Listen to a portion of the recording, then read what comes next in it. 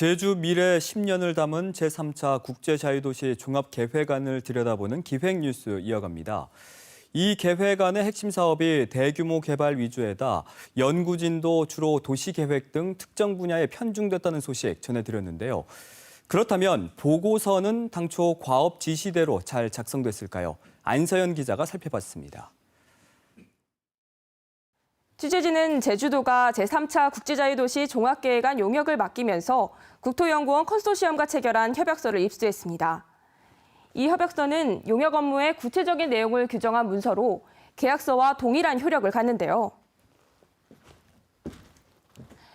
협약서에서는 계획을 수립할 때 대내외적인 환경 변화 요인을 고려하고 중요한 변수가 무엇인지 밝히도록 주문했습니다. 그러면 이번 종합계획안은 제주도와 체결한 협약서대로 수립됐을까요? 찬찬히 들여다봤습니다. 3차 국제자유도시 종합계획안에 담긴 15개 핵심 사업 중 하나인 제주 트램 사업. 연구진은 2,700억 원의 투자로 환경보호와 도시재생이라는 청사진을 제시했습니다. 하지만 대중교통체계를 확 바꿀 트램이 수소를 이용하는 것인지 전기로 가는 것인지도 밝히지 않고 가장 중요한 경제적 타당성에 대한 분석도 담지 않았습니다. 더욱이 트램 도입에 따른 승용차 저감 방안이나 버스와 택시 업계의 공감대 형성 방안 등을 고민한 흔적도 찾아볼 수 없습니다. 협약서에서 요구한 사업 추진에 따른 중요한 변수들을 고려하지 않은 겁니다.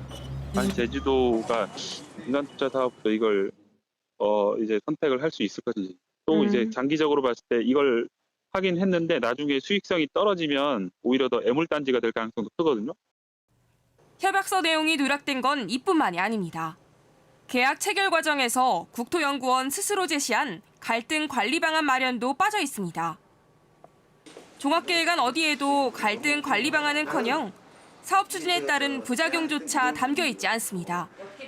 협약서라는 거는 우리가 용역 체결함에 있어서 가장 중요한 거잖아요. 그리고 그 내용을 잘 지켜야 될 의무가 있는 것이죠.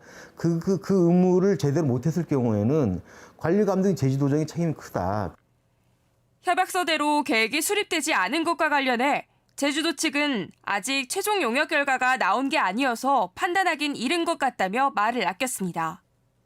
다만 제주도 측은 용역 수행 기간인 9월 말까지 계속 논의를 거칠 계획이라며 국토연구원 측이 최종 보고서에 갈등 관리 방안을 담기로 했다고 말했습니다.